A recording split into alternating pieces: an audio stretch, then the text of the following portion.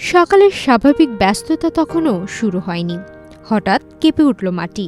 ভূমিকম্পের আতঙ্ক কাটিয়ে ওঠার আগেই মাত্র ৩ মিনিটের ব্যবধানে নেমে এলো পানির ভয়াবহ স্রোত। কোথাও মুহূর্তে ঘরবাড়ি ভেসে গেল, কোথাও কাদামাটির নিচে চাপা পড়ল মানুষের স্বপ্নের ঠিকানা। প্রিয়জনকে হারিয়ে স্বজনদের আহাজারিতে ভারী হয়ে উঠেছে নেপালের আকাশ বাতাস। ভয়াবহ এই বন্যা ও ভূমিধসে এখন পর্যন্ত অন্তত ১৫৭ জনের মৃত্যু হয়েছে, নিখোঁজ রয়েছে আরও অন্তত ৪০৩ জন। ২০১৫ সালের প্রাণঘাতী ভূমিকম্পের পর নেপালে এটিকে সবচেয়ে বড় প্রাকৃতিক দুর্যোগগুলোর একটি হিসেবে দেখা হচ্ছে। One parcel, more ways to send. Pathao parcel has expanded. Explore the new parcel. নিখোঁজদের বড় একটি অংশ বিদেশি পর্যটক হওয়ায় উৎকণ্ঠা ছড়িয়ে পড়েছে বিভিন্ন দেশেও। বুধবার ২৬ আগস্ট স্থানীয় সময় সকাল ৮টা ৩৭ তিব্বত অঞ্চলে ভূমিকম্প আঘাত হানে।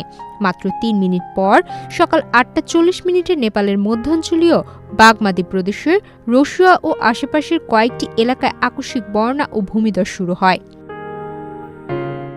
নেপালের পররাষ্ট্রমন্ত্রী শিশির খানাল দেশটির পার্লামেন্টে এ তথ্য জানিয়েছে। ভূমিকম্পের সঙ্গে আকস্মিক বন্যার কোনো সম্পর্ক রয়েছে কিনা তা এখনও নিশ্চিত নয়। বিষয়টি যাচাই করে দেখা প্রয়োজন। নেপাল পুলিশের তথ্য অনুযায়ী বুধবার রাত ৮:৩০ পর্যন্ত রসুয়া, নোয়াকোট, ধাদিং, চিতুয়ান, গোর্খো, তানাহু ও নোয়ালপুর সহ বিভিন্ন এলাকা থেকে ১৫৭টি মরদেহ উদ্ধার করা হয়েছে। এদিকে নেপাল পর্যটন বোর্ড জানিয়েছে নিখোঁজ ৪০৩ জনের মধ্যে ৩৪১ জন বিদেশি নাগরিক এবং ৬১ জন নেপালি।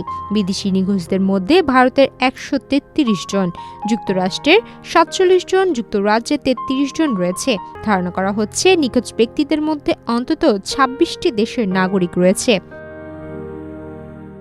স্থানীয় বাসিন্দাদের বর্ণনা অনুযায়ী আকস্মিক পানির স্রোত ও ভূমিধসে বহু ঘরবাড়ি ভেসে গেছে। কোথাও কোথাও কাদামাটির নিচে চাপা পড়েছে ঘরবাড়ি। নেপাল পুলিশের প্রকাশিত ছবিতে তীব্র স্রোতে ঘরবাড়ি ভেসে যাওয়ার চিত্রও দেখা গেছে।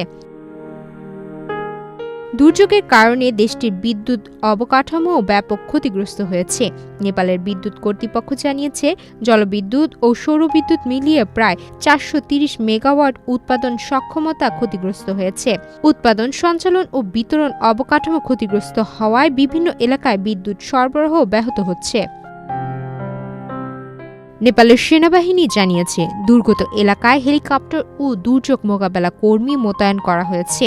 নদীর তীরবর্তী এলাকায় বাসিন্দাদের নিরাপদ স্থানে সরে যাওয়ার জন্য সতর্ক করেছে স্থানীয় প্রশাসন। অন্যদিকে চীনের রাষ্ট্রীয় সংবাদ মাধ্যম সিসিটিভি জানিয়েছে তিব্বতের গিরং এলাকাতেও আকস্মিক বন্যায় অন্তত ৩ জন নিহত হয়েছে এবং ২৬৫ জন নিখোঁজ রয়েছেন। নেপাল সীমান্তের একটি বাণিজ্যিক কেন্দ্রে ভূমিধসে ব্যাপক হতাহতের ঘটনা ঘটেছে বলে জানানো হয়েছে। নিখোঁজদের উদ্ধারে সর্বাত্মক অভিযান চালানোর নির্দেশ দিয়েছে চীনের প্রেসিডেন্ট শি জিনপিং। দুর্যোগের প্রকৃত কারণ ও ক্ষয়ক্ষতির পূর্ণাঙ্গ চিত্র এখনও স্পষ্ট নয়। নিখোঁজদের উদ্ধারে নেপালে জোরালো অভিযান চলছে। সুমাইয়া মিতু, বাংলাদেশ প্রতিদিন।